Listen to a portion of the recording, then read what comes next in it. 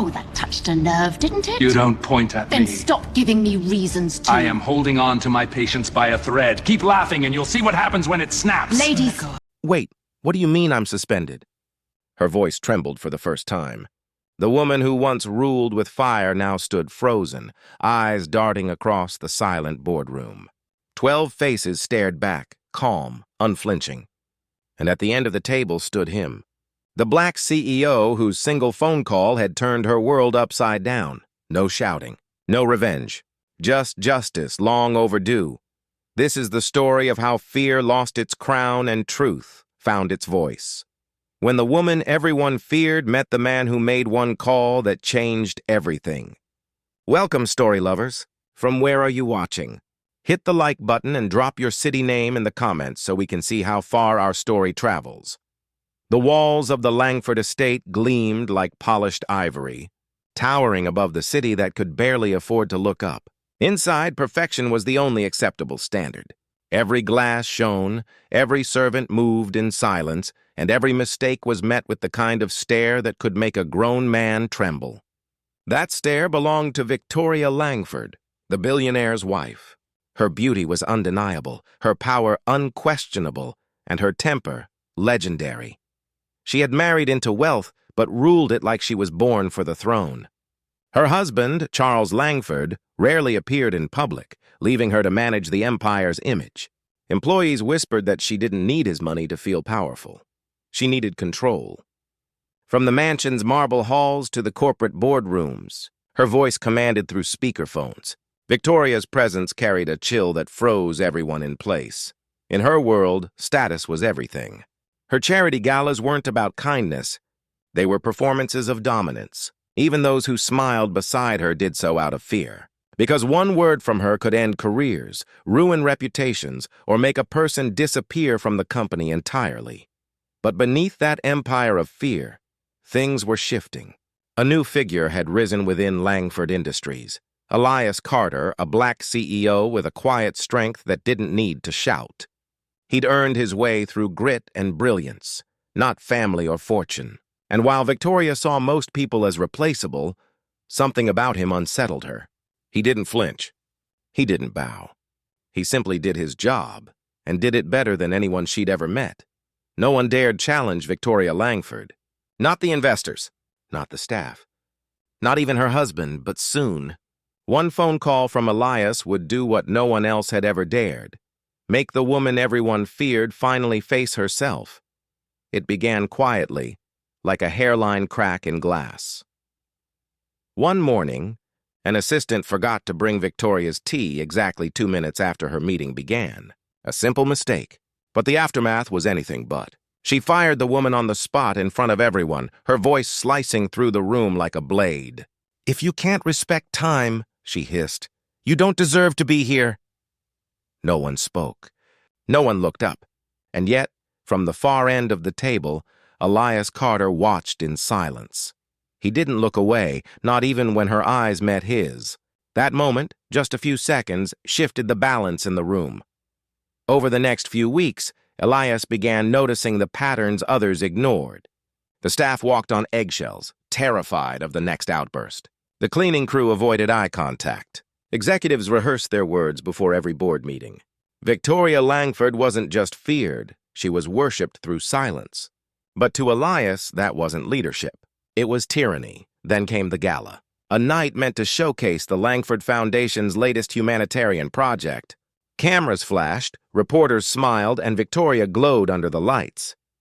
Her speech was flawless, until she gestured toward Elias, introducing him as the company's diversity miracle. The room froze. The word hung heavy in the air.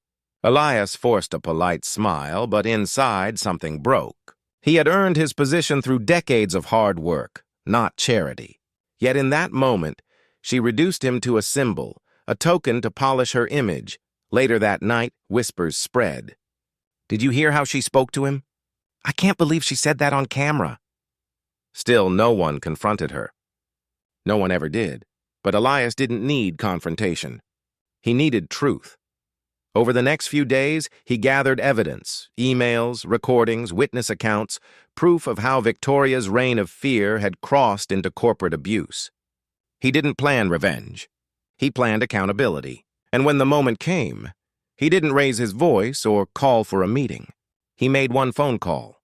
The number he dialed connected directly to the board chairman, the one man with more power than Victoria herself. Elias spoke calmly, professionally, every word chosen with precision.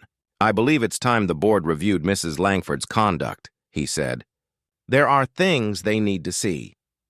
That call set everything in motion. Within 24 hours, a confidential investigation began. Staff who'd been silent for years finally found their voices. Executives who'd hidden their fear started sharing their stories.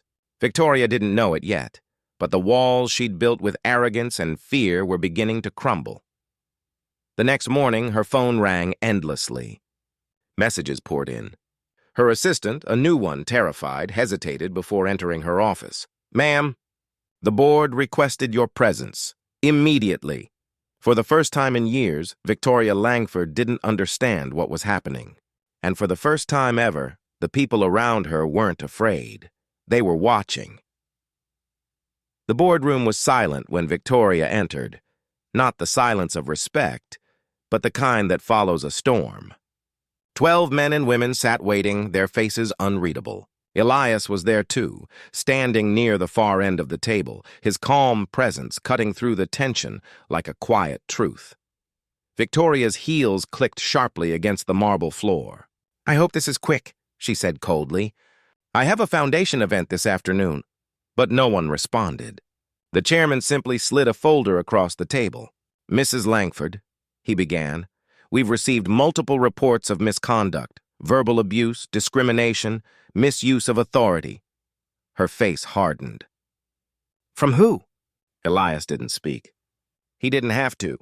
His name was on the documents, but so were dozens of others, assistants, janitors, executives, all testifying to the same thing, a culture of fear she had built and ruled.